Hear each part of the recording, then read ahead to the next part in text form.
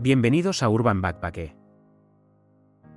Hoy viajamos al sur de Alemania para descubrir Baviera, una de las regiones más espectaculares y con más identidad de Europa. Baviera no es solo castillos de cuento y paisajes alpinos. Es una región con más de 1000 años de historia, tradiciones muy arraigadas y una calidad de vida que suele situarse entre las mejores del continente.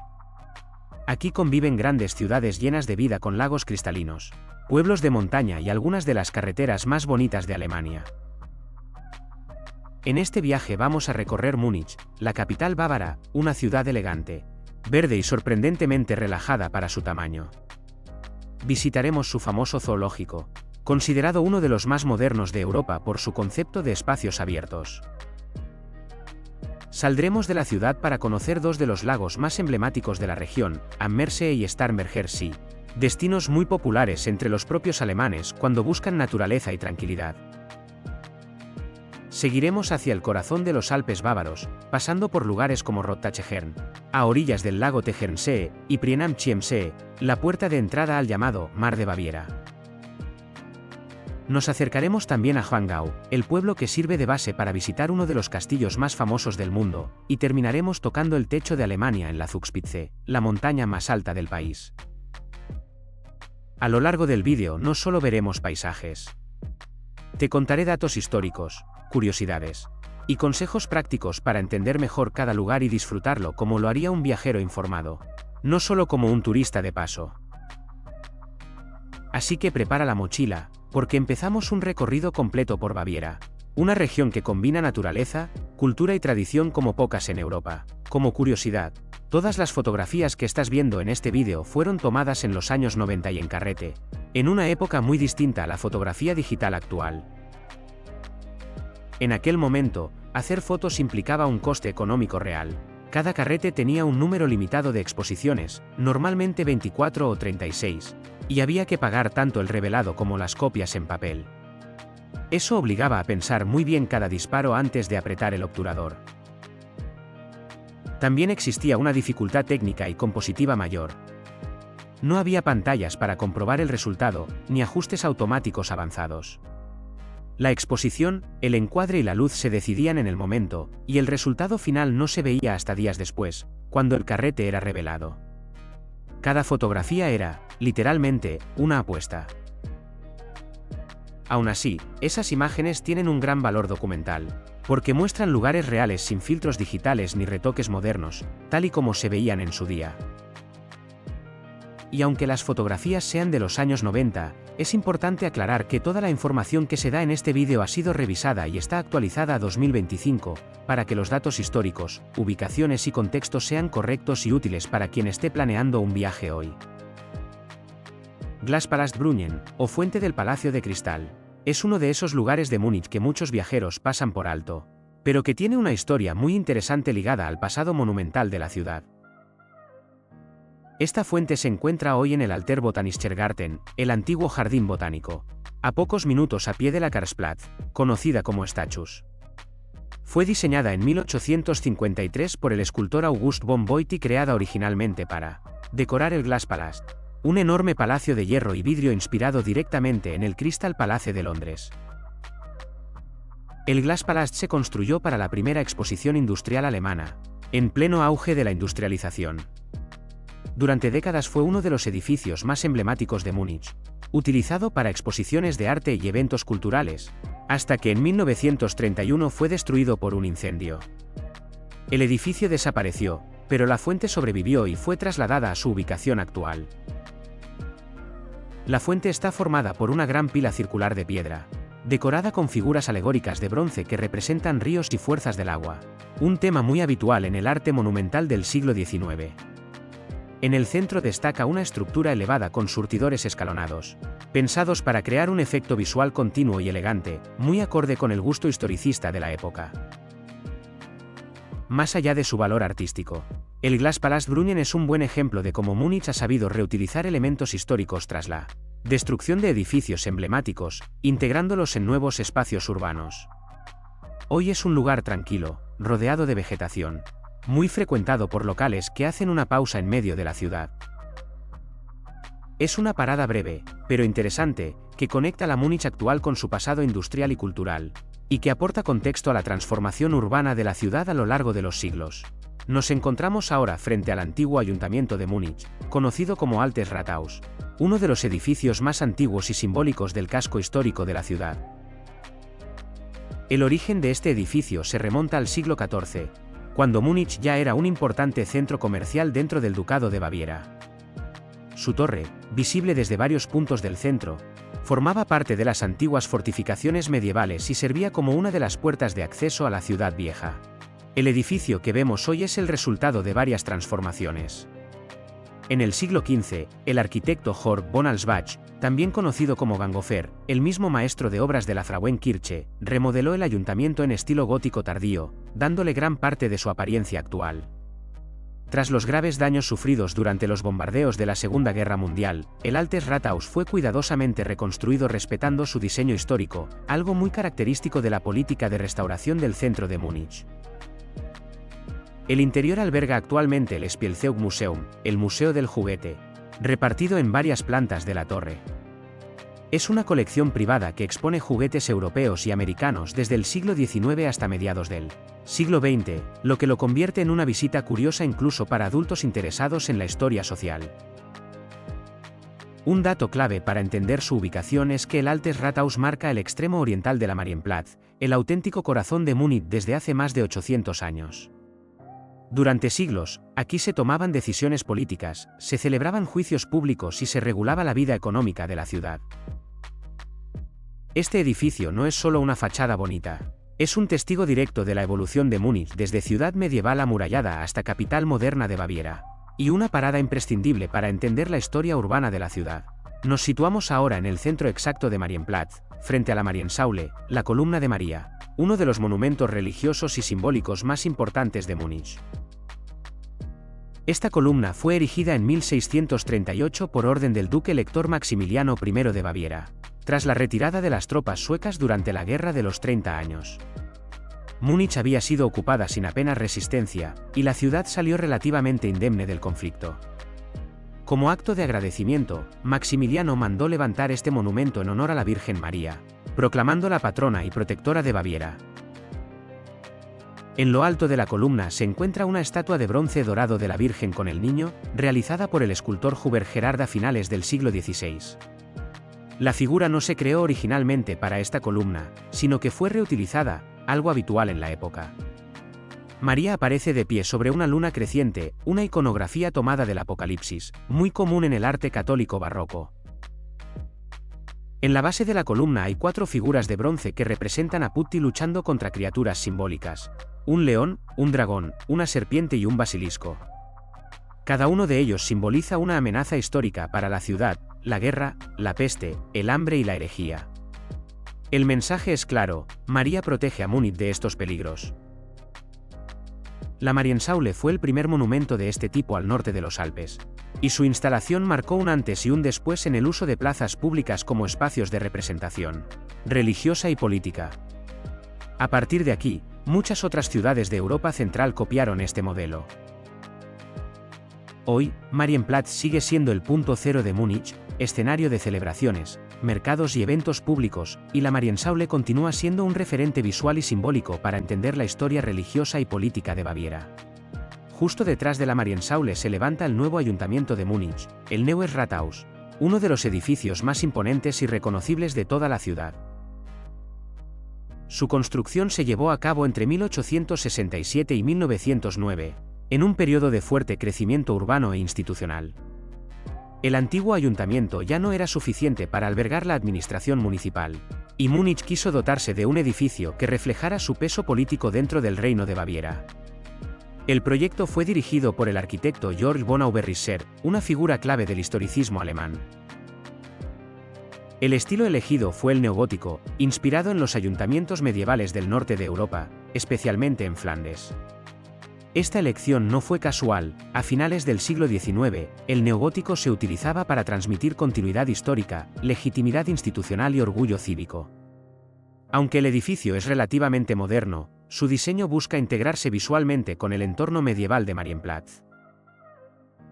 La fachada principal, orientada hacia la plaza, tiene casi 100 metros de longitud y está decorada con más de un centenar de figuras escultóricas. Estas representan a duques, reyes, santos y personajes históricos vinculados a Baviera y a la ciudad de Múnich. No son meros elementos decorativos, forman un relato visual de la historia bávara desde la Edad Media hasta el siglo XIX. La torre central alcanza los 85 metros de altura y se convirtió, desde su inauguración, en uno de los puntos de referencia del perfil urbano de Múnich. En el interior del edificio se encuentran las oficinas del alcalde, salas de representación y espacios administrativos que siguen en uso hoy en día, lo que convierte al Neues Rathaus en un edificio histórico pero plenamente funcional. El nuevo ayuntamiento no es solo una obra arquitectónica destacada, es también un símbolo del momento en que Múnich se consolidó como capital moderna, combinando tradición, poder político y una clara voluntad de proyección internacional. Ahora nos fijamos en la torre del nuevo ayuntamiento, donde se encuentra el reloj monumental con su carillón, conocido como el Glockenspiel del Neues Rathaus, uno de los elementos más reconocibles de Múnich. Este conjunto fue inaugurado en 1908 y forma parte integral del diseño del edificio. El reloj no es un simple marcador del tiempo. Integra un carillón mecánico compuesto por 43 campanas y 32 figuras móviles de tamaño real, concebido como una representación visual de la historia local. El mecanismo está organizado en dos niveles narrativos. En la parte superior se representa la boda del duque Guillermo V de Baviera con Renata de Lorena, celebrada en 1568. La escena incluye un torneo caballeresco entre representantes de Baviera y Lorena, que simboliza alianzas políticas y la importancia de Múnich como centro de poder en el siglo XVI. El resultado del torneo, siempre favorable a Baviera, refuerza el mensaje de identidad regional. En el nivel inferior aparece el Schäfflertanz, la danza tradicional de los toneleros. Según la tradición, este baile se realizó tras una grave epidemia de peste para animar a la población a volver a las calles. Esta costumbre se mantiene viva hoy en día y se celebra cada 7 años, convirtiéndose en una de las tradiciones más antiguas de la ciudad. El reloj y el carillón se activan todos los días a las 11 y a las 12, y entre marzo y octubre también a las 5 de la tarde. La secuencia completa dura unos 15 minutos, y finaliza con el canto de un gallo dorado, símbolo de vigilancia y nuevo comienzo. Este reloj con carillón no es solo un espectáculo turístico. Es un ejemplo de cómo la arquitectura pública de finales del siglo XIX utilizaba la tecnología y el arte para contar la historia de la ciudad, integrando memoria, tradición y función cívica en un mismo elemento urbano. Ahora nos trasladamos al corazón gastronómico y cultural de Múnich, el Viktualienmarkt, el mercado de alimentos más famoso de la ciudad y un lugar imprescindible para quienes quieren conocer la vida cotidiana bávara. El Viktualienmarkt comenzó como un mercado de provisiones al aire libre en 1807, cuando el príncipe elector Max Joseph decidió trasladar los puestos de alimentos desde la Marienplatz para liberar espacio en la plaza principal. Desde entonces, se ha consolidado como un centro de comercio fresco y de calidad, combinando tradición y modernidad. Hoy ocupa una superficie de más de 22.000 metros cuadrados y alberga más de 140 puestos, que venden desde frutas y verduras hasta carnes curadas, quesos artesanales y especias exóticas. Uno de los símbolos del mercado es la Maibaum, el tradicional árbol de mayo decorado con guirnaldas y escudos de gremios locales, que refleja la fuerte identidad regional y artesanal de Baviera. Otro detalle característico son los puestos de flores y plantas, que aportan color y vida a todo el espacio, haciendo del mercado un lugar muy fotogénico, especialmente en primavera y verano. El Viktualienmarkt no es solo un mercado de productos frescos. También alberga cervecerías y tabernas tradicionales, donde se pueden degustar platos típicos como el Weisswurst, las salchichas blancas de Baviera, acompañadas de pretzels y mostaza dulce. Además, muchos productores locales ofrecen degustaciones, lo que convierte el mercado en un espacio interactivo y educativo sobre la gastronomía bávara. Como curiosidad, el Viktualienmarkt es visitado no solo por turistas, sino por muchos locales que hacen sus compras diarias aquí, lo que lo convierte en un reflejo auténtico de la vida urbana muniquesa. Ahora nos encontramos frente a la Catedral de Nuestra Señora, conocida en alemán como Frauenkirche, uno de los símbolos más icónicos de Múnich y una referencia ineludible del skyline de la ciudad.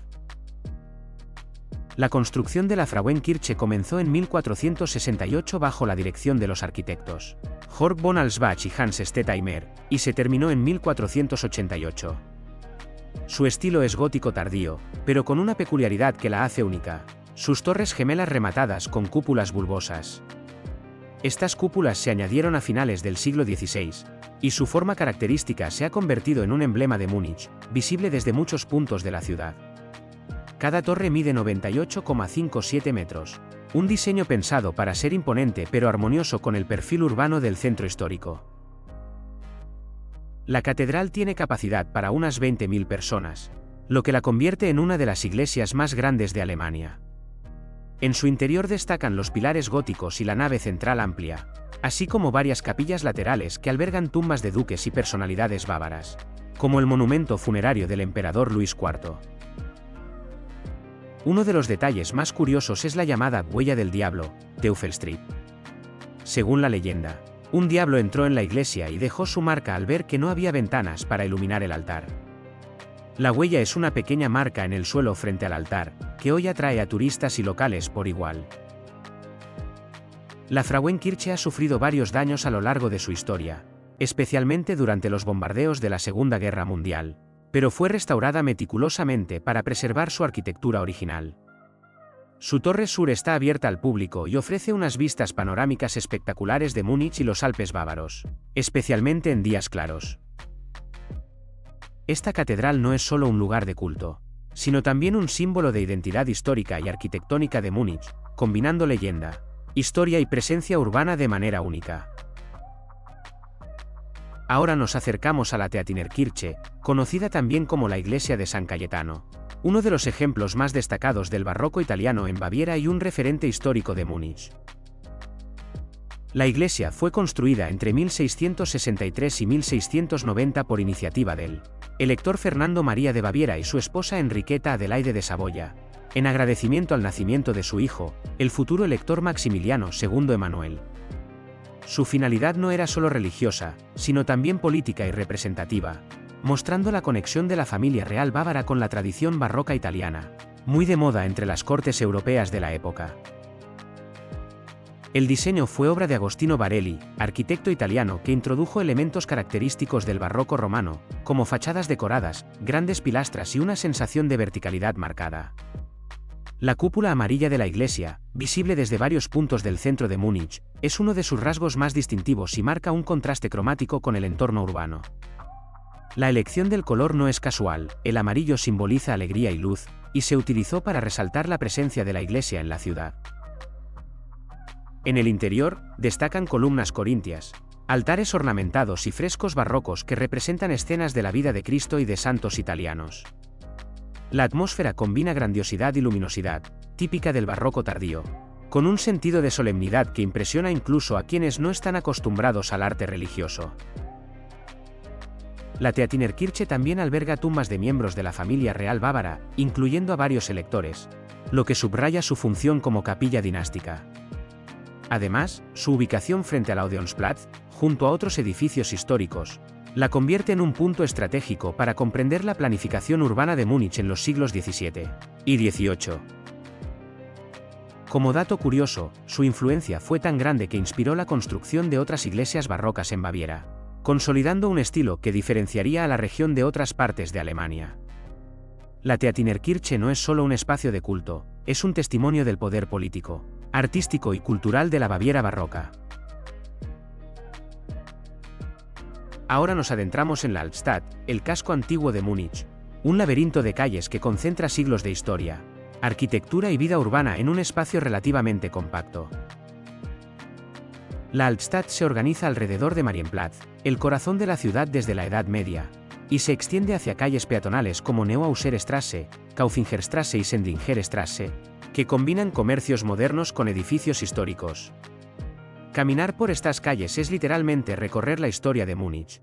Muchas fachadas conservan elementos góticos, renacentistas o barrocos, mientras que otras muestran la reconstrucción tras los bombardeos de la Segunda Guerra Mundial, que destruyeron buena parte del casco antiguo. Un detalle interesante es que el trazado de calles medievales se mantiene casi intacto. con callejones estrechos y plazas pequeñas que originalmente servían para el comercio local, la vida comunitaria y la defensa urbana. Algunas de estas calles todavía llevan nombres históricos que reflejan oficios antiguos, como Weinstraße, calle del vino, o Schmiedstraße, calle del herrero. La Altstadt no es solo arquitectura y comercio, es también cultura viva. A lo largo del año, muchas calles se transforman en escenarios de mercados, festivales y eventos culturales. Por ejemplo, durante la Navidad, varias plazas pequeñas acogen mercados tradicionales con artesanía y productos típicos bávaros. Otro punto clave es la coexistencia de lo histórico y lo moderno. Mientras se camina por la Altstadt se puede ver un café centenario al lado de tiendas de moda contemporánea, y algunos edificios antiguos albergan oficinas y residencias. Esto hace que la Altstadt sea un reflejo fiel de la Múnich actual, donde tradición y vida urbana cotidiana se mezclan sin perder identidad histórica. Ahora nos encontramos en la Hofbrauhausplatz, probablemente la cervecería más famosa de Múnich y un icono mundial de la cultura bávara. La Hofbrauhaus fue fundada en 1589 por el duque Guillermo V de Baviera, con el objetivo de producir cerveza de alta calidad para la familia real. Originalmente era una cervecería privada, pero en el siglo XIX se abrió al público, convirtiéndose rápidamente en un lugar de encuentro para ciudadanos y visitantes de la ciudad. Hoy, recibe cientos de miles de turistas cada año, pero sigue siendo un espacio de encuentro para locales, especialmente durante los festivales y celebraciones tradicionales. Uno de los elementos más característicos de la Hofbrauhaus es su banda de música tradicional bávara, que se puede ver y escuchar en el interior de la cervecería. La banda toca instrumentos típicos como el trombón, la tuba, el acordeón y el clarinete, interpretando polcas, marches y canciones populares bávaras. Los conciertos suelen empezar alrededor del mediodía y se repiten varias veces al día, creando una atmósfera auténtica que combina gastronomía, música y tradición. El edificio actual es una reconstrucción posterior a los bombardeos de la Segunda Guerra Mundial, pero se ha respetado su diseño histórico, incluyendo los techos altos, las vigas de madera y los arcos decorativos. El salón principal puede albergar a casi 1000 personas, lo que permite disfrutar de la música y la cerveza en un ambiente festivo y a la vez histórico. Como curiosidad, la Hofbrauhaus no solo es un lugar de ocio. A lo largo de la historia fue también un punto de encuentro político y cultural. Por ejemplo, en 1920 Adolf Hitler pronunció uno de sus primeros discursos políticos allí, lo que convierte al lugar en un testigo directo de episodios históricos importantes, aunque hoy su reputación se centra en la cultura bávara y la cerveza. En cuanto a la cantidad de cerveza que se sirve al día, se estima que la Hofbrauhaus puede vender alrededor de 10.000 litros de cerveza diarios en un día típico, especialmente durante fines de semana o temporada alta. Esta cifra refleja el gran flujo de visitantes que recibe, con miles de personas disfrutando de sus famosas jarras de cerveza, mientras se sumergen en la atmósfera histórica y musical del lugar. En términos anuales, el consumo llega a aproximadamente 17.000 hectolitros, lo que equivale a 1,7 millones de jarras de 1 litro servidas en un año, consolidando su papel como epicentro de la cultura cervecera muniquesa. La Hofbrauhaus ofrece varias variedades de cerveza tradicionales bávaras, entre las más populares se encuentran Hofbrau Original, una cerveza rubia tipo Marzen con sabor equilibrado y ligeramente tostado, Hofbrau Dunkel, una cerveza oscura de malta con notas de caramelo y chocolate, ideal para quienes buscan un perfil más robusto, Hofbrau Hefeweizen, la cerveza de trigo típica de Baviera, con aromas afrutados y una textura ligeramente turbia por la levadura en suspensión, y Hofbrau Oktoberfestbier, que se sirve especialmente durante la famosa Oktoberfest, de color ámbar y con un carácter más maltoso para maridar con la gastronomía típica. Entre las curiosidades cerveceras, se puede destacar que la cerveza se sigue produciendo según la ley de pureza alemana de 1516, usando solo agua, malta, lúpulo y levadura, lo que garantiza su sabor tradicional. Las jarras de 1 litro, llamadas más, son un símbolo icónico de la cultura bávara y se manejan con precisión en la Hofbrauhaus para mantener la temperatura y la espuma ideal. Cada variedad tiene un vaso o jarra específica, pensada no solo por tradición, sino también para resaltar aromas y conservar la carbonatación. La cerveza se sirve a temperaturas controladas, generalmente entre 7 y 9 grados Celsius, para asegurar la experiencia óptima de sabor. La cervecería sirve estas cervezas siempre acompañadas de platos tradicionales como el Weinsachse, codillo de cerdo, o el Weisswurst con pretzel, y la experiencia combina gastronomía, música y patrimonio cultural, ofreciendo un retrato muy completo de la vida tradicional bávara. Ahora nos encontramos frente al puente Kabelsteg, un puente histórico peatonal sobre el río Isar en Múnich que conserva prácticamente el mismo aspecto desde su construcción. El Kabelsteg fue construido en 1898, hace más de un siglo, y es una de las primeras estructuras de hormigón armado en la ciudad, construida en estilo Jugendstil, la versión alemana del Art Nouveau. Este puente fue diseñado por los arquitectos Adolf Uelin y Aquilin Altmann y se caracteriza por dos arcos amplios, planos que salvan el tramo del río llamado Klenisar, un brazo del Isar que corre entre la Praterinsel y la orilla este del río. El nombre Kabelsteg significa literalmente puente de cables. Esto no se debe a cables colgantes visibles, sino a su función original. Bajo la losa del puente se tendían cables para la conducción de electricidad y agua desde la central del Muffatwerk a través del río hacia el centro de Múnich. Estos canales para cables estaban integrados en la estructura del puente, y de ahí proviene su nombre histórico. El puente tiene unos 37 metros de luz por arco y una longitud total de alrededor de 80 metros.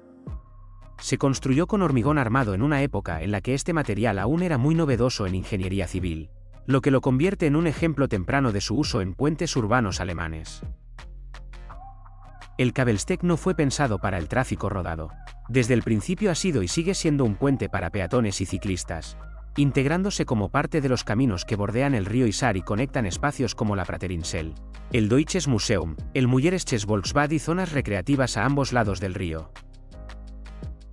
La estructura destaca también por sus barandillas de hierro con motivos estilizados, que son típicos del Jugendstil, otorgándole un carácter decorativo además de funcional.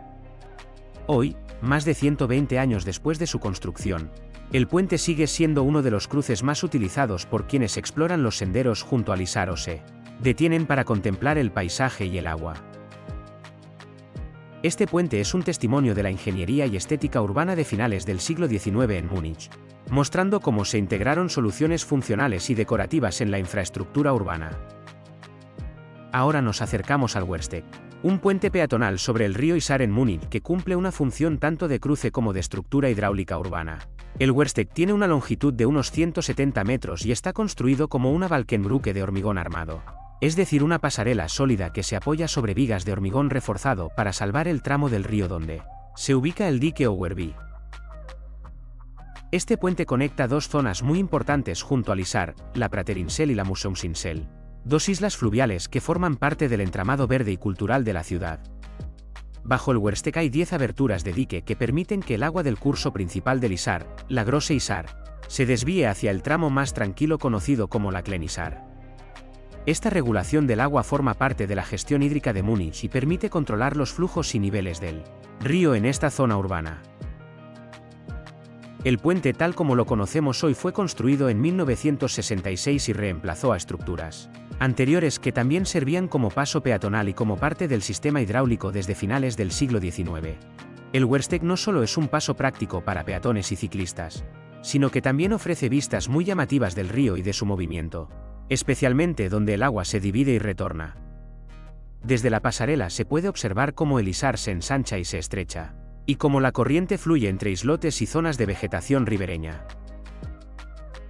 Al ubicar este puente dentro del paisaje urbano, también se entiende mejor la relación entre infraestructura y naturaleza en Múnich. No solo se trata de unir dos orillas, sino de integrar elementos funcionales de control del agua con espacios de recreación y paseo.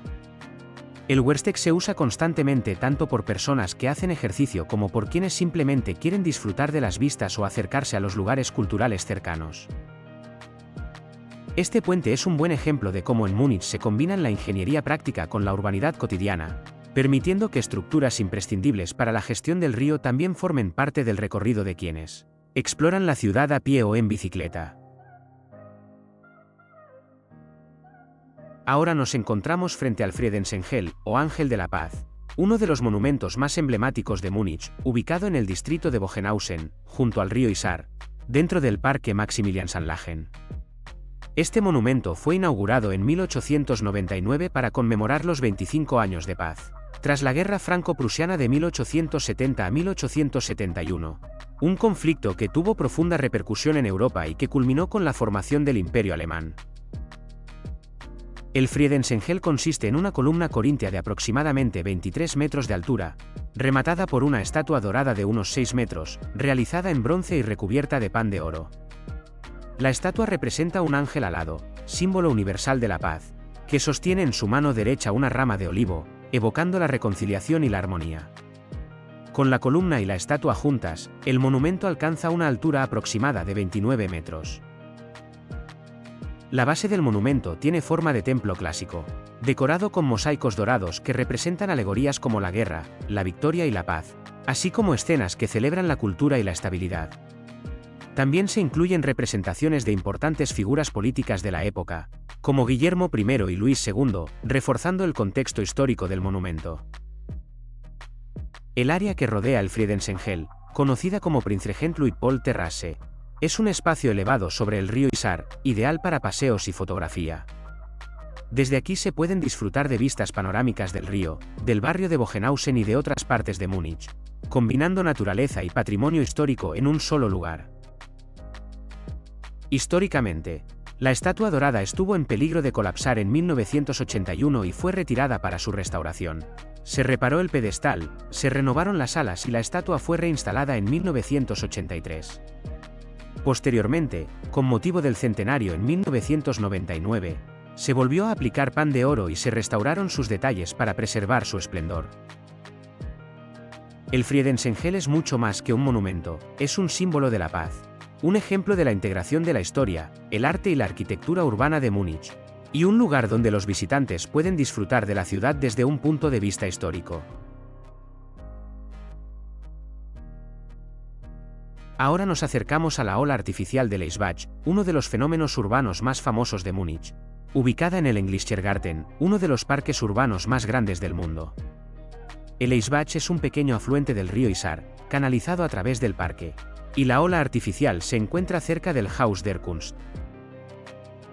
Esta ola fue creada como un reto para surfistas urbanos y tiene una altura aproximada de 1 metro, con una corriente constante que permite surfear en el mismo lugar durante minutos. Es conocida como una de las olas de río más famosas del mundo, atrayendo a surfistas de toda Alemania y visitantes curiosos que observan desde los bordes del canal y los puentes cercanos. El Eisbach y su ola artificial pueden ser peligrosos para quienes no tienen experiencia, debido a la corriente fuerte y al fondo del canal, que es duro y rocoso en algunos tramos. Aún así, cada año, la ola atrae a docenas de surfistas profesionales y amateurs, y se ha convertido en un ícono de la cultura urbana de Múnich. La ola fue creada en 1972, durante trabajos de canalización del Eisbach, y desde entonces ha generado una comunidad activa de surfistas, con competiciones y encuentros sociales. Además de ser un lugar deportivo, la zona alrededor del Eisbach es un punto de paseo muy popular, donde visitantes y fotógrafos disfrutan observando a los surfistas y la vida urbana integrada en el parque. El Eisbach es un excelente ejemplo de cómo Múnich combina ingeniería urbana, recreación y naturaleza, ofreciendo un espacio único para la práctica deportiva dentro de un parque histórico y en pleno corazón de la ciudad. Ahora nos encontramos en el Englischergarten, uno de los parques urbanos más grandes y famosos del mundo, ubicado en el centro norte de Múnich. Con una extensión de aproximadamente 375 hectáreas, es incluso más grande que el Central Park de Nueva York, ofreciendo una combinación única de naturaleza, cultura y recreación en pleno entorno urbano. El parque fue diseñado en 1789 por el ingeniero paisajista Sir Benjamin Thompson, conocido también como Conde Rumford, y ampliado posteriormente por Friedrich Ludwig von Esquel, un arquitecto paisajista destacado del estilo paisajístico inglés. Por eso se le llama el Englischergarten, en homenaje al estilo inglés de paisajismo que buscaba integrar la naturaleza de forma natural y armoniosa, con senderos sinuosos, prados abiertos, ríos y bosques. Dentro del parque se encuentran distintos elementos destacados: el Eisbach, donde se encuentra la famosa ola artificial para surfistas, la Chinesischer Turm, Torre China, rodeada de un gran Biergarten que puede albergar hasta 7.000 personas y donde se puede disfrutar de música en vivo durante el verano. El Monopteros, un pequeño templo de estilo griego situado en una colina, que ofrece vistas panorámicas de Múnich, y el Kleine See, un lago donde se puede alquilar botes de remo y disfrutar de paseos tranquilos.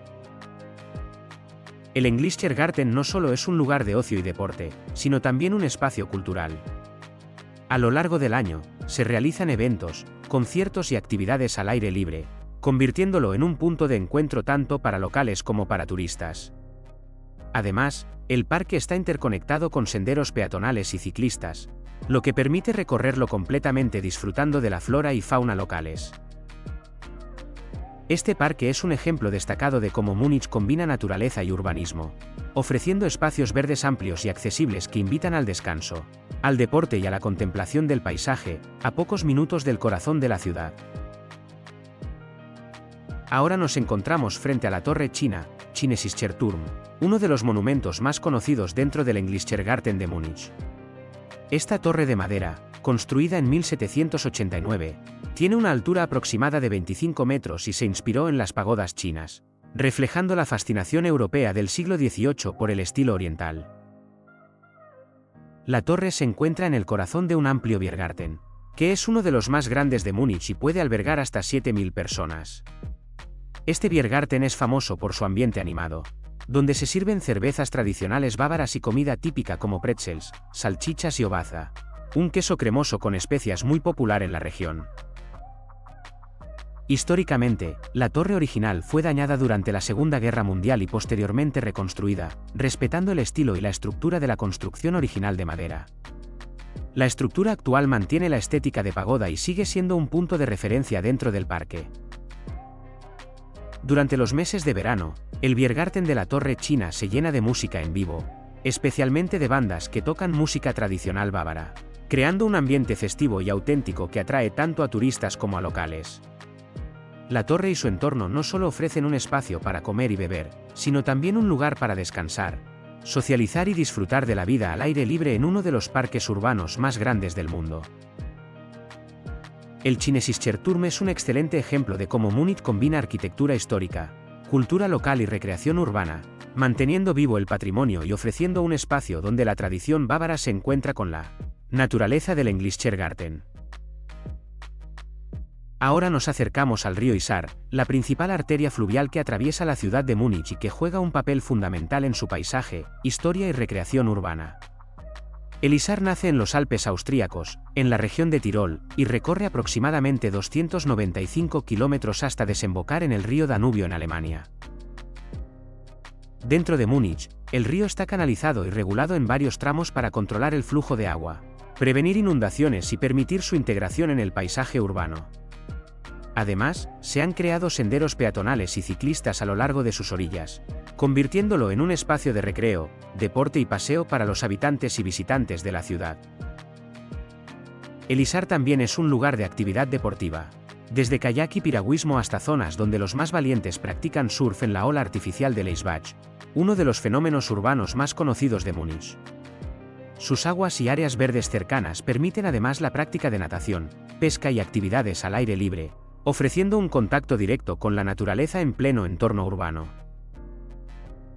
Históricamente, el río fue esencial para el desarrollo económico de Múnich, ya que proporcionaba agua para la industria, energía hidráulica y transporte fluvial.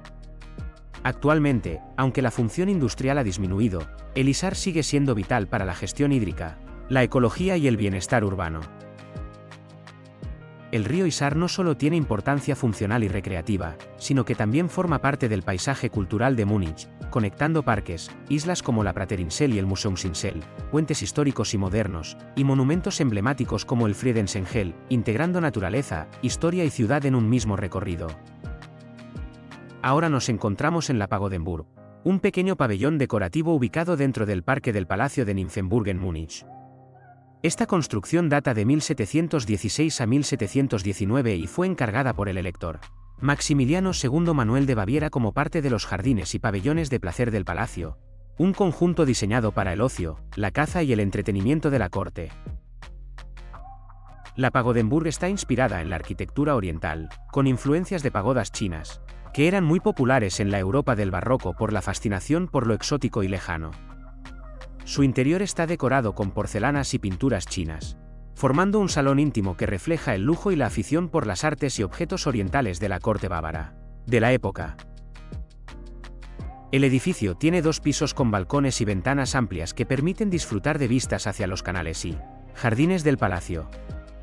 Su exterior combina tejados escalonados y ornamentos pintorescos, logrando un efecto decorativo que contrastaba con la formalidad del palacio principal y los jardines clásicos. La Pagodenburg no solo es un ejemplo del gusto orientalizante del barroco europeo, sino que también forma parte de un conjunto de pabellones de jardín en Nymphenburg, que incluye la Amalienburg, Badenburg y Magdalenenburg, cada uno con su estilo y función particular, destinados al disfrute privado de la corte. Hoy en día, la Pagodenburg se puede visitar como parte del recorrido por los jardines del Palacio de Nymphenburg, mostrando tanto la arquitectura como las colecciones de porcelana y pinturas, y ofreciendo un testimonio del arte, la cultura y la vida de la corte bávara en el siglo XVIII. Ahora nos encontramos frente al Palacio de Nymphenburg, Schloss Nymphenburg, una de las residencias más impresionantes de la familia real bávara, ubicada al oeste del centro de Múnich.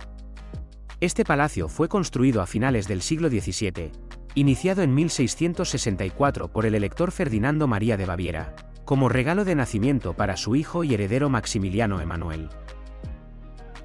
El palacio combina varios estilos arquitectónicos, barroco, rococó y neoclásico, debido a las numerosas ampliaciones y renovaciones realizadas por los electores y reyes bávaros a lo largo de los siglos XVII y XVIII.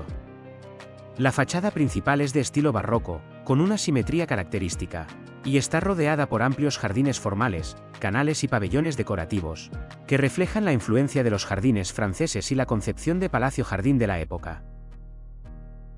Entre los pabellones más destacados del complejo se encuentran la Amalienburg, Badenburg, Magdalenenburg y Pagodenburg, cada uno con funciones recreativas y decorativas, incluyendo salones de caza, baños y pabellones orientales con decoración de porcelana y pinturas.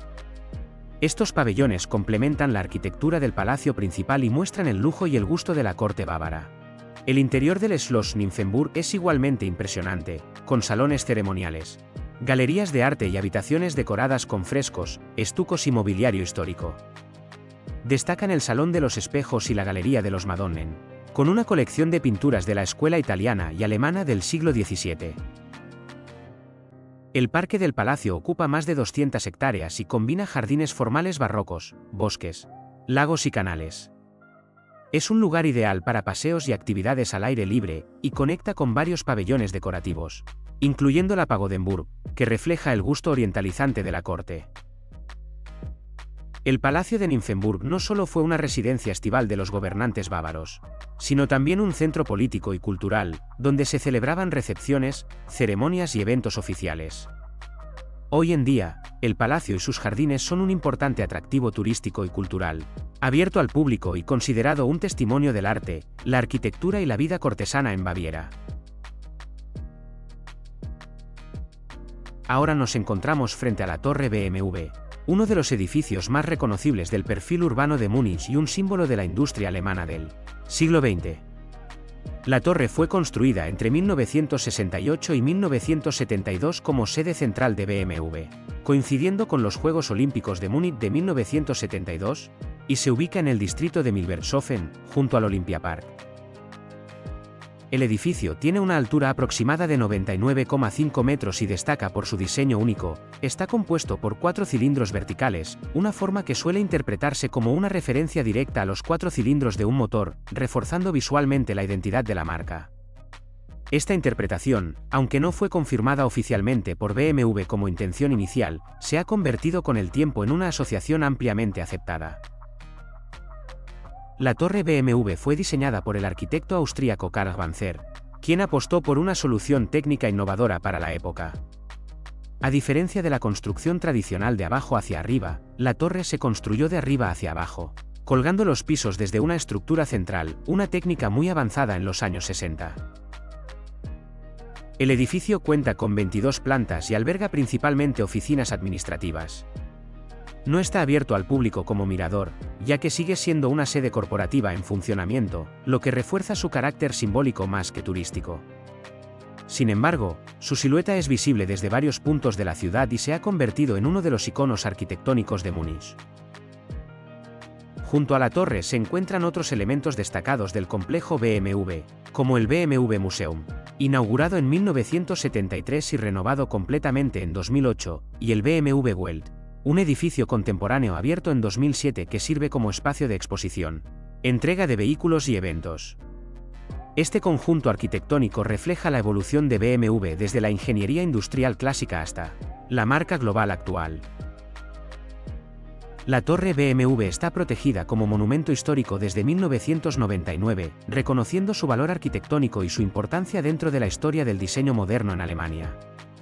Hoy sigue representando la unión entre ingeniería, diseño y tecnología, valores centrales de la marca y de la identidad industrial de Múnich. Ahora nos encontramos frente a la Olympiaturm, la Torre Olímpica de Múnich, una de las estructuras más altas y reconocibles de la ciudad. La torre fue construida entre 1965 y 1968 como parte del desarrollo previo a los Juegos Olímpicos de Múnich de 1972, aunque ya estaba terminada antes de que estos se celebraran. Se sitúa en el Olympiapark, en el distrito de Milbertshofen am Haar, junto al Estadio Olímpico y el complejo deportivo. La Olympiaturm tiene una altura total de 291 metros, incluyendo la antena, lo que la convierte en una de las estructuras más altas de Alemania. El fuste de la torre es de hormigón armado y se eleva de forma esbelta hasta la plataforma superior, dominando el paisaje urbano de Múnich. Su función principal es la de torre de telecomunicaciones, utilizada para radio, televisión y servicios de comunicación. A una altura aproximada de 190 metros se encuentra la plataforma de observación, abierta al público, desde la que se obtienen vistas panorámicas de 360 grados sobre Múnich y sus alrededores. En días despejados es posible ver claramente los Alpes bávaros, situados a más de 100 kilómetros al sur.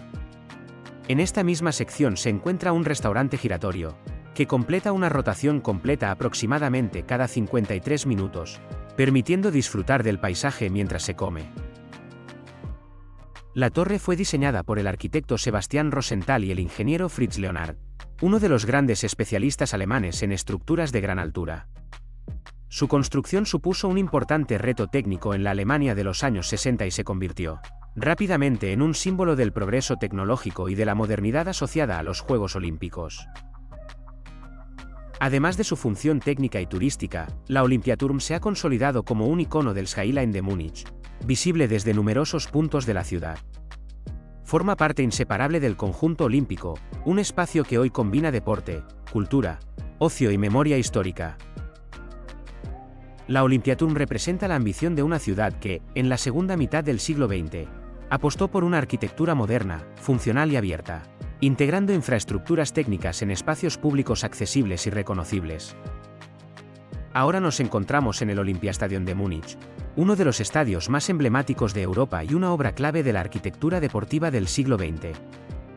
Fue construido entre 1968 y 1972 como sede principal de los Juegos Olímpicos de Múnich de 1972, y forma parte del conjunto del Olympiapark, diseñado para transformar una antigua zona industrial en un espacio deportivo y recreativo moderno.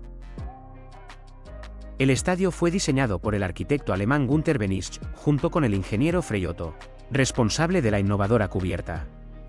Su elemento más característico es el techo tensado de cables y membranas acrílicas transparentes, una estructura pionera en su época que revolucionó la arquitectura de grandes espacios abiertos.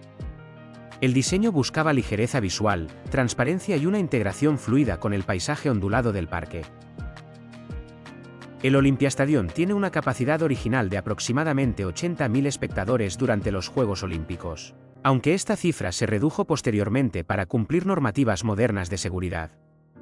Fue escenario de las ceremonias de apertura y clausura de los Juegos de 1972, así como de numerosas competiciones de atletismo. Durante décadas, el estadio fue la sede del FC Bayern München, que jugó aquí sus partidos como local hasta 2005, antes del traslado al Allianz Arena. También acogió importantes eventos deportivos internacionales, como la final de la Copa del Mundo de la FIFA 1974, donde Alemania Occidental derrotó a los Países Bajos, y la final de la Eurocopa de 1988. Más allá del deporte, el Olympiastadion ha sido un escenario habitual de grandes conciertos y eventos culturales, con actuaciones de artistas internacionales como The Rolling Stones, Queen, Michael Jackson y U2, consolidando su papel como espacio multifuncional. Hoy en día, aunque ya no se utiliza para competiciones de fútbol de alto nivel, el Olympiastadion sigue activo como lugar de eventos, conciertos, actividades deportivas y visitas guiadas, y está protegido como monumento histórico, reconociendo su valor arquitectónico, técnico y cultural. El Olympiastadion representa una visión innovadora de la arquitectura olímpica, marcada por la apertura, la transparencia y el respeto por el entorno, y sigue siendo uno de los grandes símbolos de la Múnich moderna.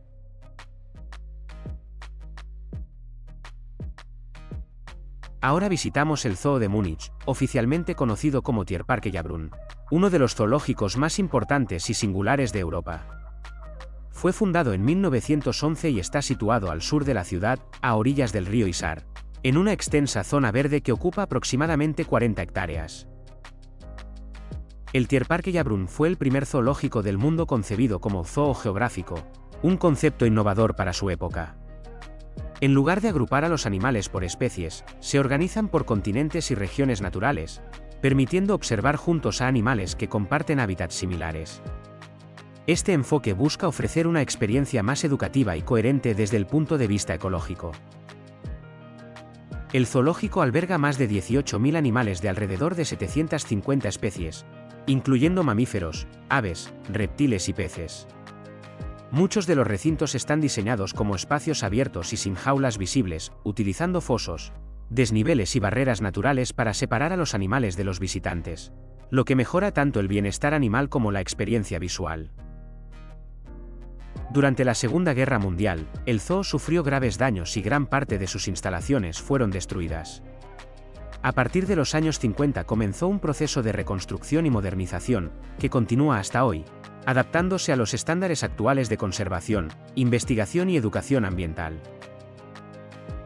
El Tierparque Jahrbrunn participa activamente en programas internacionales de conservación y reproducción de especies en peligro, en colaboración con asociaciones zoológicas europeas y mundiales. Además, desarrolla proyectos educativos dirigidos a escuelas, familias y visitantes, centrados en la biodiversidad y la protección de los ecosistemas. Uno de los elementos distintivos del zoo es su integración con el paisaje natural del Isar, con amplias zonas arboladas, cursos de agua y senderos que hacen que la visita sea similar a un paseo por un parque natural. Esto lo convierte en un espacio atractivo tanto para el turismo como para los habitantes de Múnich. Hoy en día, el Zoo de Múnich es uno de los principales atractivos familiares de la ciudad, combinando ocio, educación y conservación, y reflejando la evolución de los zoológicos modernos hacia un modelo más responsable y orientado al bienestar animal. Ahora nos dirigimos al Ammersee, uno de los lagos más grandes y conocidos de Baviera, situado a unos 40 kilómetros al suroeste de Múnich. Forma parte de la región conocida como los Cinco Lagos y es el tercer lago más grande de Baviera por superficie, con aproximadamente 47 kilómetros cuadrados. El Ammersee se formó al final de la última glaciación alpina, cuando el retroceso de los glaciares dejó una amplia cuenca que posteriormente se llenó de agua.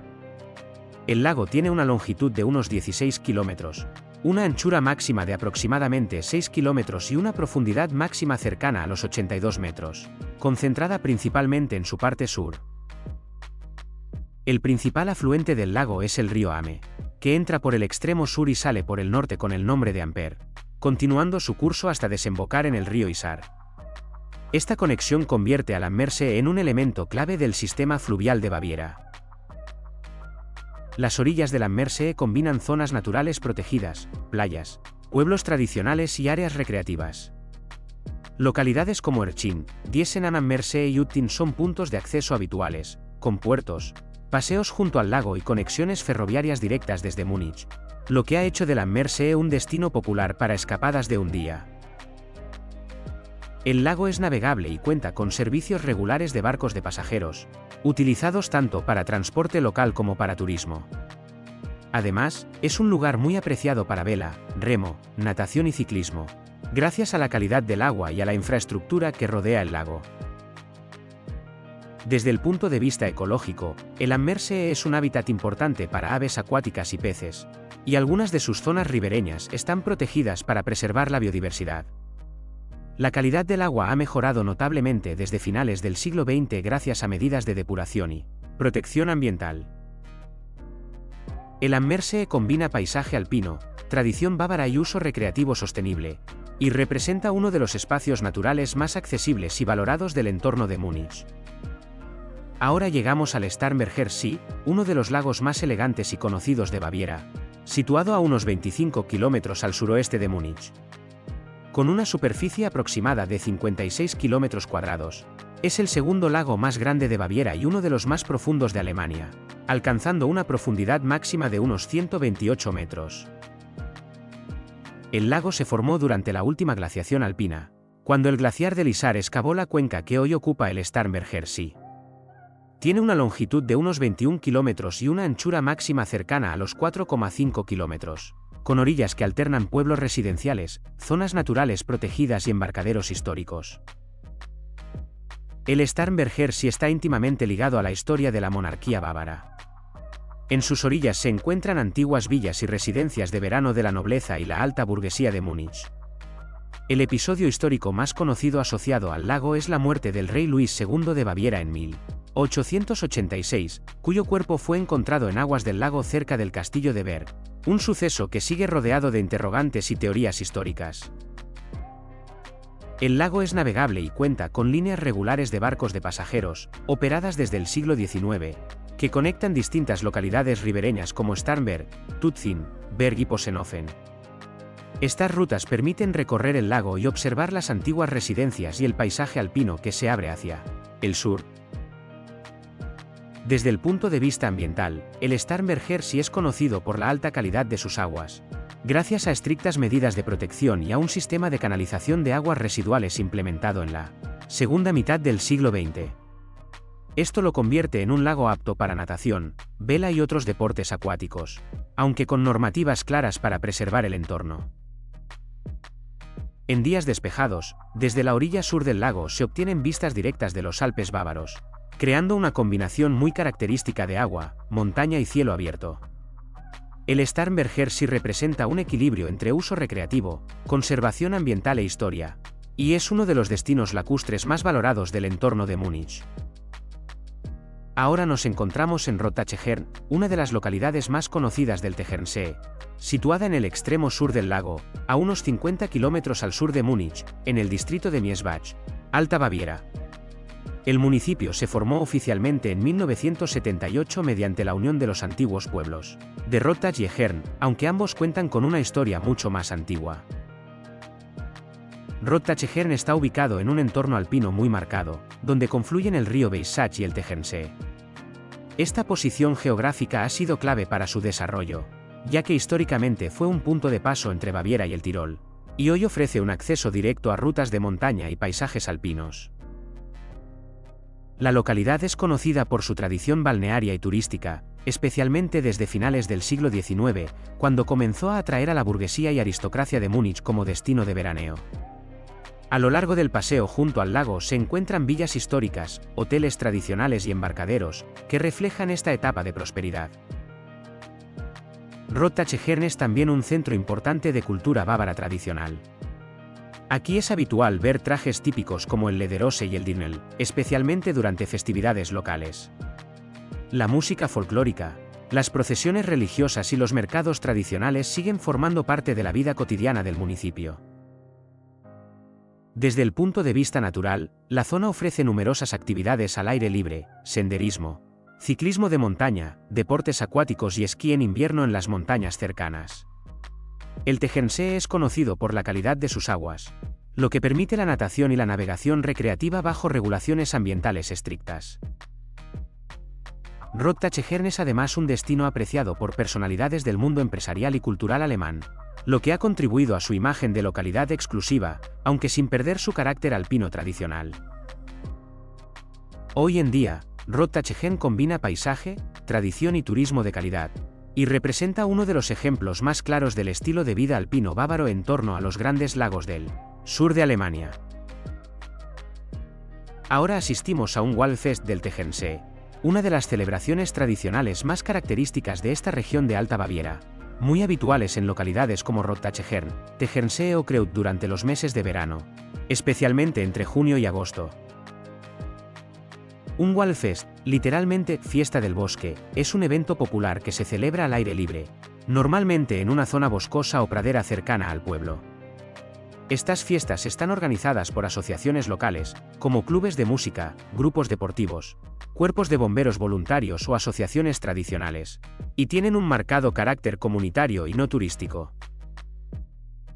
El espacio se organiza con grandes mesas y bancos de madera compartidos, sin asignación fija, lo que favorece la convivencia entre vecinos y visitantes. Es habitual que familias enteras y grupos de amigos se reúnan desde primeras horas de la tarde y permanezcan hasta bien entrada la noche. La música tradicional bávara en directo es uno de los pilares del Waldfest. Participan bandas locales de música popular, formadas por instrumentos de viento y percusión, que interpretan música folclórica alpina, polcas, marchas y piezas regionales del Oberland bávaro. En muchos casos, los músicos pertenecen al propio municipio. Durante la fiesta se organizan juegos tradicionales, pensados especialmente para niños y jóvenes, con pruebas sencillas y actividades populares que refuerzan el ambiente familiar del evento. No se trata de competiciones formales, sino de juegos vinculados a la tradición rural y al ocio comunitario. El baile regional también está muy presente. Grupos locales vestidos con traje tradicional bávaro, como Lederose y Dirndl, interpretan danzas típicas de la región siguiendo coreografías tradicionales. En muchos Waldfest, el público se anima a participar, manteniendo siempre el respeto por la tradición. La comida y la bebida son parte esencial del Waldfest. Se sirven platos bávaros clásicos preparados de forma sencilla y directa, junto con cerveza local de barril, normalmente procedente de cervecerías de la región. El servicio se realiza de forma organizada por voluntarios de la asociación anfitriona. El Waldfest del Tegernsee no es un espectáculo preparado para el visitante, sino una expresión auténtica de la vida social bávara, donde tradición, música, gastronomía y convivencia se combinan en un entorno natural. Participar en una de estas fiestas permite conocer de primera mano cómo se vive y se mantiene la cultura local, en lugares como Rottachegern. Ahora llegamos a Prien am Chiemsee, una de las localidades más conocidas a orillas del Chiemsee, el lago más grande de Baviera, situado en la región de Alta Baviera, cerca de la frontera con Austria. Prien se encuentra a unos 90 kilómetros al sureste de Múnich y actúa como principal puerta de entrada al lago para visitantes y transporte lacustre. La localidad se desarrolló especialmente a partir del siglo XIX gracias a la llegada del ferrocarril en 1860, que conectó Prien directamente con Múnich y Salzburgo. Esta conexión ferroviaria fue clave para su crecimiento como destino turístico y balneario, atrayendo visitantes interesados en el paisaje alpino y el acceso al lago. Prien es el punto de partida principal de los barcos que navegan por el Chiemsee, gestionados por la Chiemsee Schifffahrt. Desde su puerto salen embarcaciones hacia las dos islas más conocidas del lago, Herreninsel, donde se encuentra el Palacio de Herren-Chiemsee construido por el rey Luis II de Baviera, y Fraueninsel, famosa por su convento benedictino y su pequeño núcleo histórico. Uno de los elementos más característicos de Prien es el tren histórico de vapor Prien-Stock-Herreninsel, conocido popularmente como el Chiemsee-Bahn. Este ferrocarril de vía estrecha, en funcionamiento desde 1887, conecta la estación principal de Prien con el embarcadero del lago, recorriendo un trayecto corto pero de gran valor histórico. El paseo marítimo de Prien, con zonas verdes, embarcaderos y vistas abiertas hacia los Alpes de Chiemgau, es uno de los espacios más frecuentados tanto por turistas como por residentes. Desde aquí se obtienen vistas claras del macizo alpino, especialmente en días despejados. Prien am Chiemsee combina infraestructura turística, tradición local y entorno natural, manteniendo un equilibrio entre actividad económica y protección del paisaje. Su papel como nodo de transporte y acceso al Chiemsee la convierte en una parada clave para comprender la relación entre los lagos bávaros, el turismo histórico y el legado de la monarquía bávara. Ahora nos encontramos frente al Palacio de Herren-Chiemsee, ubicado en la Herreninsel, la isla más grande del Chiemsee, en Baviera. Este palacio fue construido por el rey Luis II de Baviera a partir de 1878, como homenaje al Palacio de Versalles de Francia, reflejando la admiración del monarca por la monarquía absoluta y el arte barroco francés.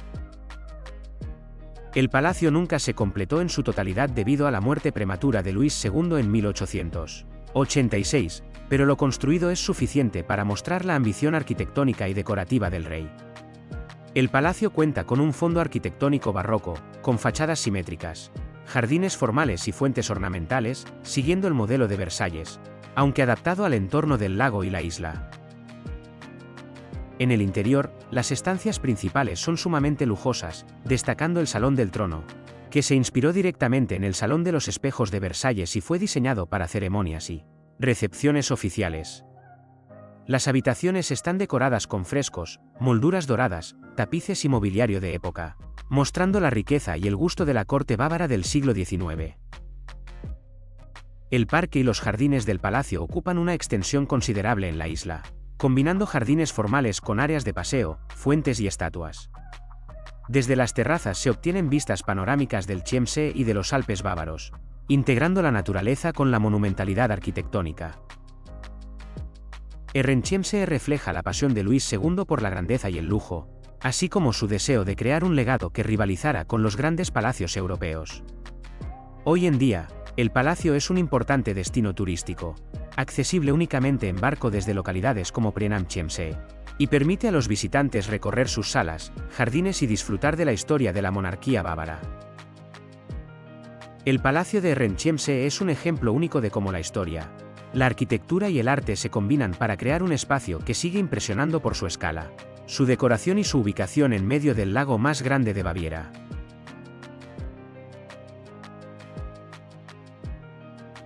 Ahora nos encontramos frente a la iglesia de Wieskirche, una de las obras más importantes del rococó bávaro y declarada Patrimonio de la Humanidad por la UNESCO en 1983.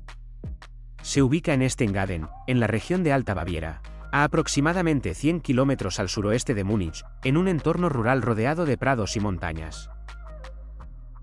La Wieskirche fue construida entre 1745 y 1754, diseñada por los arquitectos Dominicus Zimmermann y su hermano Johann Baptist Zimmermann, quienes combinaron arquitectura, escultura y pintura para crear un conjunto armonioso y espectacular.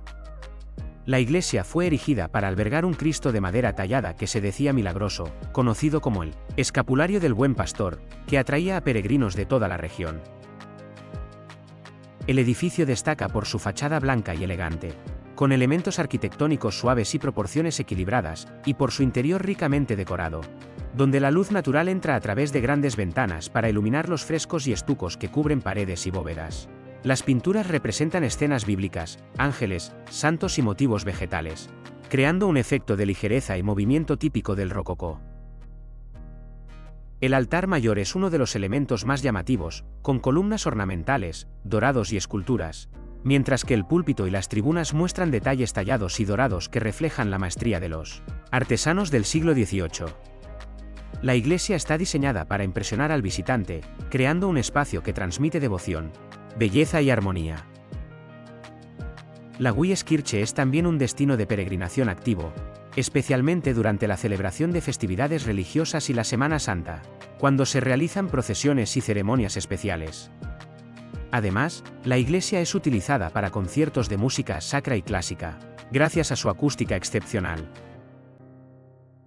Visitar la Wieskirche permite apreciar no solo el arte rococó bávaro en su máxima expresión, sino también la combinación de arquitectura, escultura y pintura que caracteriza a la región, consolidándola como uno de los monumentos religiosos más importantes y visitados del sur de Alemania. Ahora nos encontramos frente al castillo de Hohenschwangau, situado en Hohenschwangau, en el distrito de Oberallgäu, cerca de Füssen, al pie de los Alpes bávaros y muy próximo al lago Alpsee. Este castillo es conocido por ser la residencia de infancia del rey Luis II de Baviera y un ejemplo destacado del romanticismo histórico alemán. El castillo original fue mencionado por primera vez en el siglo XII, aunque la estructura actual fue reconstruida entre 1832 y 1836 por Maximiliano II de Baviera, padre de Luis II, sobre las ruinas del castillo medieval. Maximiliano II lo convirtió en residencia de verano y en un lugar que reflejara su gusto por la historia y la tradición bávara. Hohenschwangau destaca por su fachada amarilla, característica y visible desde el valle, y por su ubicación estratégica, que ofrece vistas panorámicas del lago Alpsee, el Poyat y los Alpes. La posición elevada del castillo permitía controlar el valle y al mismo tiempo disfrutar de la belleza del entorno natural. El interior del castillo está decorado con murales que narran leyendas medievales, la historia bávara y escenas de caza, reflejando la pasión de Maximiliano II por la cultura y la tradición de su reino. Las habitaciones, salones y galerías conservan mobiliario original, tapices y objetos de época, proporcionando una visión completa de la vida cortesana del siglo XIX. Hohenschwangau no solo es relevante por su arquitectura y decoración, sino también por su papel en la formación e inspiración de Luis II, quien pasó aquí gran parte de su infancia y juventud. Se dice que las historias de caballeros y castillos que aprendió en Hohenschwangau inspiraron posteriormente la construcción de Neuschwanstein, su famosa residencia idealizada. Hoy en día, el castillo se puede visitar mediante recorridos guiados que permiten conocer los salones principales, los murales y la historia de la familia real bávara. Además, su entorno natural, junto al lago Alpsee y los senderos alpinos, lo convierte en un destino turístico de gran atractivo, combinando historia, arquitectura y paisaje alpino. Ahora nos encontramos frente al castillo de Neuschwanstein, uno de los monumentos más emblemáticos de Alemania y símbolo del romanticismo bávaro. Está situado en Schwangau, en el distrito de Oberallgäu, sobre una colina que domina los valles del Poyat y ofrece vistas espectaculares del lago Alpsee y los Alpes. Neuschwanstein fue encargado por el rey Luis II de Baviera, conocido como el Rey Loco, y su construcción comenzó en 1869, bajo la dirección del arquitecto Eduard Riedel, continuando luego con modificaciones de Georg von Dollmann y Christian Hank, un pintor y escenógrafo que contribuyó al diseño romántico y teatral del castillo. Aunque Luis II murió en 1886, antes de que el castillo estuviera completamente terminado, Neuschwanstein es hoy un ejemplo excepcional de arquitectura historicista y romanticismo idealizado. El castillo combina elementos de estilo medieval y gótico tardío, aunque nunca tuvo función defensiva. Fue concebido como una residencia privada y un homenaje a los héroes de los poemas y leyendas alemanas, especialmente a través de la influencia de las óperas de Richard Wagner, a quien Luis II admiraba profundamente. Muchas salas y murales del interior están dedicados a los personajes y escenas de las óperas wagnerianas, así como a leyendas germánicas y medievales. Entre las estancias más destacadas se encuentra el Thronsaal, Salón del Trono, decorado con frescos inspirados en reyes legendarios y con una cúpula luminosa, el Salón de los Cantores, que rememora la tradición de los trovadores medievales, y la Sala del Rey, ricamente adornada con dorados, tapices y muebles de época. Cada sala fue diseñada para reflejar un mundo idealizado de caballeros, héroes y naturaleza, integrando arte y arquitectura de manera teatral. El castillo está situado en un entorno natural espectacular, rodeado de bosques, acantilados y ríos, con senderos y puentes que permiten disfrutar de vistas panorámicas. Uno de los puntos más famosos es el Marienbrücke, un puente sobre el río Poyat, que ofrece una perspectiva completa de la fachada y los alrededores del castillo. Hoy en día, Neuschwanstein es uno de los destinos turísticos más visitados de Alemania, recibiendo más de 1,4 millones de visitantes al año. A pesar de ser originalmente una residencia privada, su fama mundial lo ha convertido en símbolo de la Baviera romántica y en inspiración para obras de ficción y cine, incluyendo castillos de películas y parques temáticos.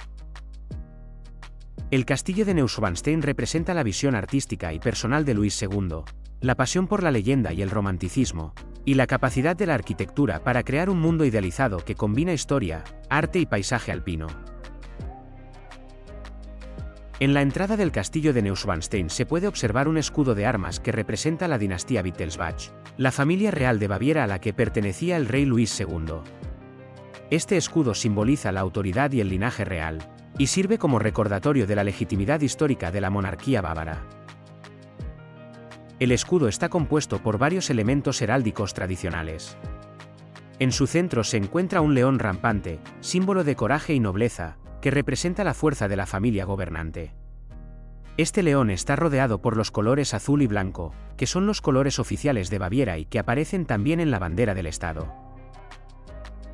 Además, el escudo incluye otros símbolos relacionados con la historia y los territorios históricos de Baviera, integrando referencias a ducados y territorios que formaban parte del antiguo reino. Está colocado de forma prominente sobre la puerta principal, de manera que los visitantes lo vean al ingresar al castillo, reforzando la presencia simbólica de la monarquía en el conjunto arquitectónico. Este detalle, aunque pequeño en comparación con la monumentalidad del castillo, refleja la importancia que Luis II otorgaba a los símbolos de poder, tradición y legitimidad histórica, integrando la heráldica como parte del diseño artístico y decorativo del castillo. El escudo de armas en la entrada de Neuschwanstein no solo es un elemento decorativo, sino también un símbolo histórico y político, que conecta la fantasía arquitectónica del castillo con la realidad histórica de la monarquía bávara. Ahora nos acercamos a Leipzig, un lago alpino situado a los pies de la Zugspitze, el pico más alto de Alemania, en el estado de Baviera. Se encuentra aproximadamente a 100 kilómetros al sur de Múnich, cerca de la frontera con Austria, y a una altitud de 973 metros sobre el nivel del mar. El Leipzig tiene una superficie de unos 1,8 kilómetros cuadrados y una profundidad máxima de 35 metros, aunque en algunas partes es considerablemente más superficial. Lo que lo hace especialmente atractivo son sus aguas cristalinas de color verde esmeralda, alimentadas por manantiales y arroyos de montaña, así como su paisaje circundante, con bosques de abetos y pinos y vistas directas hacia la imponente Zugspitze. El lago cuenta con 8 islas e islotes, algunos naturales y otros formados por sedimentos, que se integran armoniosamente en el paisaje. Alrededor de Leipzig existen senderos señalizados que permiten recorrerlo completamente, combinando paseos tranquilos, ciclismo y áreas de picnic, lo que lo convierte en un destino muy popular para excursionistas y familias. El Leipzig también es un punto de partida para actividades acuáticas, remo, kayak y natación son habituales en verano, siempre respetando las normas de conservación del lago. Además, se puede acceder desde el teleférico Zugspitzbahn, que conecta la estación del lago con la cima de la Zugspitze, ofreciendo vistas espectaculares del lago desde la montaña. Desde un punto histórico y geológico, el Leipzig se formó tras la era glacial, cuando el retroceso de los glaciares dejó la cuenca que hoy ocupa el lago. Su ecosistema es notable por la presencia de truchas, carpas y otras especies de peces, así como por la diversidad de flora y fauna alpina que lo rodea. El Leipzig combina belleza natural, actividades recreativas y acceso a la montaña, convirtiéndolo en un punto de referencia obligado para quienes visitan la Zugspitze y la región alpina de Baviera, y ofreciendo una experiencia que integra naturaleza, deporte y paisaje alpino. Ahora hablamos del tren cremallera Riffelriss, un medio de transporte histórico y turístico que conecta la estación base de la Zugspitze con diversos puntos intermedios y superiores en la región alpina de Baviera. Este tren permite a los visitantes ascender de manera segura y panorámica por pendientes pronunciadas, algo que sería imposible para un tren convencional debido a la inclinación de la montaña. El Riffelriss funciona mediante un sistema de cremallera, donde un engranaje central se acopla a una rueda dentada del tren, asegurando tracción y estabilidad en pendientes que pueden superar el 30%. Este sistema fue desarrollado para permitir el acceso a altas montañas de forma controlada y eficiente, y es ampliamente utilizado en Alpes y otras cadenas montañosas europeas. El recorrido del tren ofrece vistas espectaculares de los Alpes bávaros y de la región de Leipzig, así como de los glaciares y cumbres cercanas. A lo largo del trayecto, los pasajeros pueden observar la transición de bosques alpinos a zonas rocosas y nevadas, lo que permite apreciar la diversidad del paisaje alpino en poco tiempo. El tren cremallera Riffelriss forma parte de la red de transporte turístico de la Zugspitze, que incluye teleféricos y otros trenes cremallera, diseñados para permitir la ascensión desde la base hasta la cima de Alemania, a 2.962 metros de altitud. Esta combinación de transporte terrestre y aéreo facilita el acceso a visitantes de todas las edades, sin necesidad de experiencia en montaña. Además de su función turística, el tren es un símbolo de la ingeniería alpina, mostrando cómo la tecnología puede integrarse en el entorno natural sin comprometer la seguridad ni la estética del paisaje. Durante décadas, ha sido un elemento esencial para que los turistas puedan disfrutar del glaciar Zugspitze, el Leipzig y las rutas de senderismo alpino sin esfuerzo extremo. El Riffelried permite, en definitiva, experimentar la grandeza de los Alpes bávaros de manera accesible, ofreciendo comodidad, seguridad y vistas panorámicas únicas, combinando tradición, ingeniería y turismo de montaña de alta calidad. Para subir a la Zugspitze, el pico más alto de Alemania, existen dos opciones principales, el tren cremallera Riffelried y el teleférico Zugspitzbahn, ofreciendo alternativas según la experiencia que busque el visitante.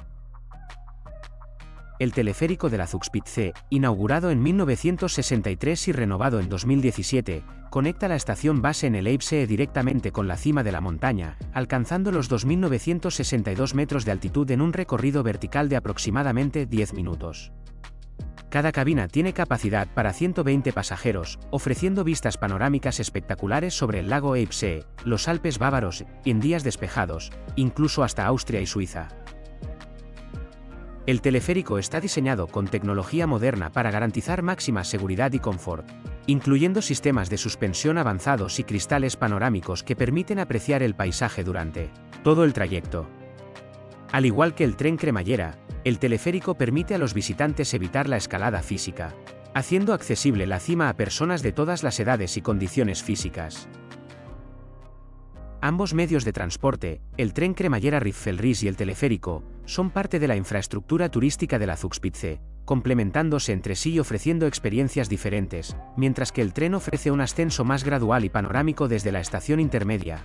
El teleférico proporciona una subida directa con vistas aéreas impresionantes del lago Eibsee y las montañas circundantes.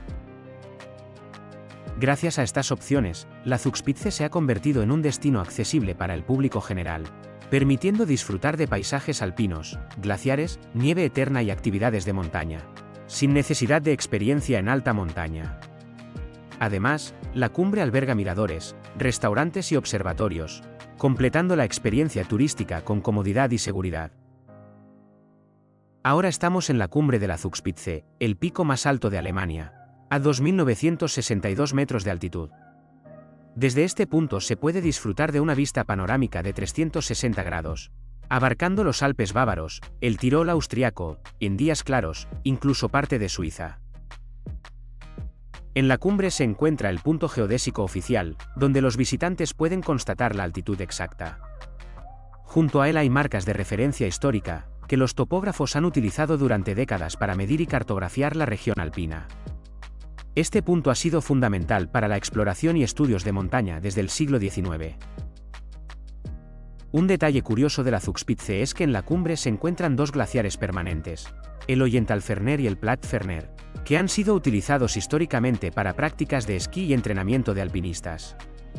Además, la cumbre alberga estructuras históricas, como restos de estaciones meteorológicas y torres de observación construidas a principios del siglo XX para vigilar el tiempo y la nieve, esenciales para las actividades alpinas y la seguridad de los montañistas.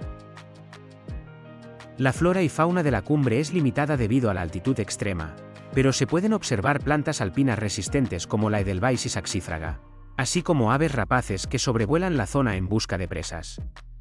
Estas especies están adaptadas a condiciones de viento y bajas temperaturas, lo que permite a los visitantes apreciar la biodiversidad alpina a gran altura. Otro aspecto destacado es la infraestructura para visitantes, que incluye restaurantes, miradores y plataformas de observación que permiten disfrutar de las vistas sin necesidad de equipamiento especializado. Entre las curiosidades más llamativas se encuentra la existencia de un reloj de sol y placas conmemorativas que documentan expediciones y hechos históricos relacionados con la Zugspitze. La cumbre de la Zugspitze ofrece así una experiencia completa, es un punto de referencia histórica, geográfica y turística, donde los visitantes pueden disfrutar de la grandeza de los Alpes, explorar glaciares y observar paisajes que combinan montaña, lago y bosque desde el punto más alto de Alemania. Ahora nos encontramos frente al Staatstheater Nürnberg, conocido popularmente como la Ópera de Nuremberg, uno de los centros culturales más importantes de Baviera y un referente de las artes escénicas en Alemania. El edificio actual fue inaugurado en 1905, diseñado por los arquitectos Rudolf Schilling y Franz Ellmayer, y representa una muestra destacada de la arquitectura historicista con influencia neobarroca. La Ópera de Nuremberg alberga producciones de ópera, teatro y ballet, siendo sede de la Bayerische Staatsoper Nürnberg, el Teatro Estatal de Nuremberg y la Compañía de Ballet de Nuremberg. Su programación combina obras clásicas, contemporáneas y estrenos, lo que la convierte en un espacio dinámico y activo dentro de la escena cultural alemana. El edificio destaca por su fachada monumental, con columnas, esculturas y elementos decorativos que reflejan el gusto por la grandiosidad característica de principios del siglo XX. En el interior, el salón principal posee una acústica excelente, con un escenario amplio y decoraciones elegantes que incluyen frescos, molduras y candelabros, diseñados para crear un ambiente teatral de gran impacto visual y sonoro. A lo largo de su historia, la Ópera de Nuremberg ha sido rehabilitada y modernizada varias veces, especialmente tras los daños sufridos durante la Segunda Guerra Mundial. Las reformas han permitido mantener su valor arquitectónico histórico, mientras se incorporan tecnologías modernas de iluminación, sonido y seguridad para garantizar la comodidad de los artistas y espectadores. La ópera es también un centro educativo y cultural, ofreciendo talleres, visitas guiadas y programas para jóvenes, fomentando la participación de la comunidad y el acceso a las artes escénicas desde edades tempranas. Visitar el Staatstheater Nürnberg no solo permite disfrutar de espectáculos de alto nivel, sino también apreciar un edificio histórico y representativo de la cultura bávara, donde arquitectura, música y teatro se combinan para ofrecer una experiencia artística completa. Ahora nos encontramos en el puente de piedra de Ratisbona, conocido en alemán como Steinerne Brücke, uno de los puentes medievales más importantes y antiguos de Alemania. Fue construido entre 1135 y 1146 sobre el río Danubio, convirtiéndose en un hito de la ingeniería de la Edad Media y un elemento clave para el desarrollo económico de la ciudad. El puente mide aproximadamente 336 metros de longitud y está formado por 16 arcos de piedra, construidos con bloques de arenisca local. Durante siglos, el puente de piedra fue la principal vía de tránsito sobre el Danubio, conectando rutas comerciales que unían Alemania con Europa Central y del Este. Su construcción permitió a Ratisbona convertirse en un importante centro mercantil del Sacro Imperio Romano Germánico. Una curiosidad histórica es que, en la Edad Media, el puente estaba protegido por torres de vigilancia y servía como control para cobrar peajes a comerciantes y viajeros. Además, durante siglos se consideró una obra maestra de la ingeniería gótica, y su diseño sirvió de modelo para otros puentes medievales en Europa. Hoy en día, el puente es peatonal y ciclista, permitiendo recorrerlo mientras se disfruta de vistas del Danubio y del casco histórico de Ratisbona, declarado Patrimonio de la Humanidad por la UNESCO. Frente al puente se encuentra el Salzstadel, un histórico edificio de almacén de sal que data del siglo XVI. Originalmente, el Salzstadel se utilizaba para almacenar sal y otros productos comerciales, aprovechando la cercanía del puente para facilitar el transporte y la distribución. El edificio destaca por su fachada rectangular y robusta, con ventanas regulares y una estructura que refleja la arquitectura funcional de almacén de la época. Hoy, el Salzstadel ha sido restaurado y en ocasiones alberga exposiciones, eventos culturales y mercados, manteniendo su relevancia histórica dentro del casco antiguo de Ratisbona. La combinación del puente de piedra y el Salzstadel permite apreciar cómo la ciudad medieval organizaba su comercio, infraestructura y arquitectura, reflejando la importancia de Ratisbona como puerto y centro mercantil a orillas del Danubio. Llegamos al final de este recorrido por Baviera, una región que combina historia, naturaleza, arquitectura y tradiciones vivas como pocas en Europa. A lo largo del viaje hemos pasado por grandes ciudades como Múnich y Nuremberg, por pueblos alpinos, lagos, castillos y paisajes de alta montaña, comprobando cómo cada lugar aporta una pieza distinta al carácter bávaro. Hemos visto cómo Baviera conserva su patrimonio histórico con rigor, desde plazas medievales, ayuntamientos y catedrales, hasta puentes, mercados y edificios industriales que hoy forman parte de la identidad cultural alemana. Al mismo tiempo, la región sabe integrar la vida moderna, el turismo y las infraestructuras actuales sin borrar su pasado. La naturaleza ha sido otro gran protagonista, los lagos alpinos, los valles, los ríos como el Isar o el Danubio, y las alturas de los Alpes culminando en la Zugspitze, muestran una Baviera diversa, accesible y muy bien conectada. No es solo un destino urbano ni únicamente rural, es una combinación equilibrada de ambos mundos. También hemos conocido tradiciones que siguen vivas, como la cultura cervecera, las fiestas populares al aire libre, la música regional y la gastronomía, elementos que forman parte del día a día y no solo de una postal turística. Todas las imágenes que has visto en este vídeo fueron tomadas en los años 90 con carrete, una época en la que cada fotografía exigía planificación, paciencia y conocimiento técnico, tanto por el coste económico como por las limitaciones de la composición y la luz.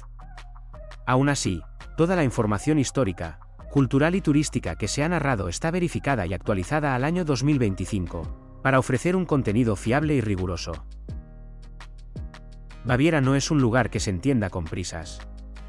Es una región que invita a recorrerla con calma, a observar los detalles y a entender cómo su historia, su paisaje y su forma de vivir siguen marcando su identidad hoy en día.